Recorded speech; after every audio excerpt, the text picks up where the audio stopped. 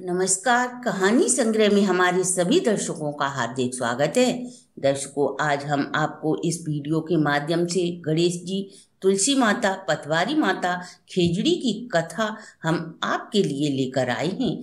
कथा श्रवण करने से पूर्व यदि आप हमारे चैनल पर नए हैं तो सब्सक्राइब करें, वीडियो को शेयर एंड लाइक अवश्य करें। संपूर्ण जानकारी के लिए वीडियो को अंत तक जरूर देखें। दर्शकों, एक गांव में एक भाई और बहन रहते थे। बहन की शादी हो चुकी थी। बहन को भाई से इतना प्रेम था, वह जब तक भाई का मुंह नहीं देख लेती थी तब तक वह भोजन ग्रहण नहीं करती थी।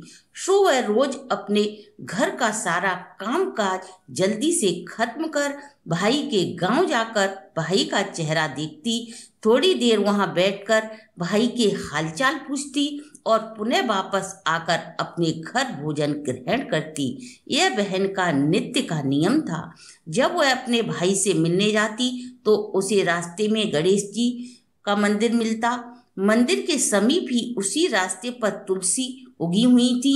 उन्हीं तुलसी के पास माता पतवारी थी और उन्हीं के पास खेजड़ी का वृक्ष भी था। उसे सारी चीजें पूजा करने के लिए वहीं रास्ते में मिल जाती। वह स्नान आदि कर जब अपने भाई के गांव जाती तो एक लोटा जल भरकर अपने साथ अवश्य लाती। सबसे पहले गणेश जी का मंदिर पड़ता था तो वह गणेश भगवान की पूजा करती, फिर पतवारी माता को जल चढ़ाकर पूजा करती और प्रार्थना करती, गणेश जी महाराज, हे माता रानी, हमें सुख सौभाग्य देना और हमारे पीहर में भाई भतीजों को लंबी उम्र देना। मेरी भाई को कभी भी कोई कष्ट न हो, यह रोज पूजा करती। तभी भाई भतीजों के लिए अपने सौभाग्य सहित लंबी उम्र की प्रार्थना करती। एक दिन वह थोड़ी लेट हो गई तो वह उसी वजह से दौड़ती हुई अपने भाई से मिलने जा रही थी। रास्ते में पड़े कांटे पत्थर उसके पैर में चुभने के कारण वह घायल हो गई। जब वह भाई से मिलने घर पहुंची तो उसकी भाभी ने पूछा, वाइसा, आपके पैरों में चोट कैसे लगी? तब वह अपनी भाभी से बोली, रास्ते में कंकड़ पत्थर और जल्दी से आने की वजह से यह चोट लगी है। भाई को जब यह बात पता चलती है तो वह सुबह जल्दी उठता है और रास्ते को साफ करने के कारण रास्ते के सभी ईंट पत्थर, तुलसी, पतवारी माता, खेजड़ी सभी वृक्षों को उखाड़कर फेंक देता है और अपनी बहन के आने वाले रास्ते को साफ कर बहन के रास्ते को सुगम बना देता है। इस प्रकार जब भाई, पतवारी माता, तुलसी माता सभी लोग बहन के भाई से रुष्ट हो जाते हैं, उसका भाई रास्ते में ही गिर जाता है और थोड़ी ही देर में उसकी मृत्यु हो जाती है।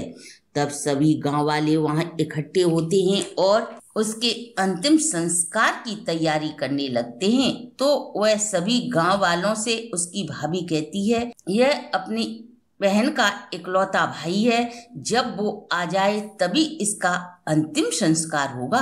वह अपने भाई का चेहरा देखे बिना भोजन ग्रहण नहीं करती। अभी थोड़ी देर में ही वह आती होगी। सभी गांव वाले बहन के आने का इंतजार करने लगते हैं। बहन अपने भाई से मिलने आती है तो वह देखती है गणेश जी की छतरी टूटी पड़ी है, तुलसी का पौधा दूर उखाड़ कर फेंक दिया था। बहन ने उसे उठाया और उसे रोप कर उसमें पानी डाला। पतवारी माता तथा सभी पत्थर उठाकर एकत्रित किए और जल से स्नान कराया। गणेश जी की छतरी अच्छी प्रकार से ठीक की, खेजड़ी को अच्छी तरह व्यवस्थित किया और सींचने लगी। पता नहीं ये सब किसने किया। प्रभु, जिसने भी किया हो उसे माफ करना, मेरा पीहर अमर रखना। बहन घर जाती है।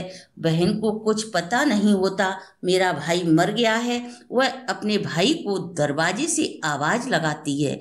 यह उसका रोज का नियम था।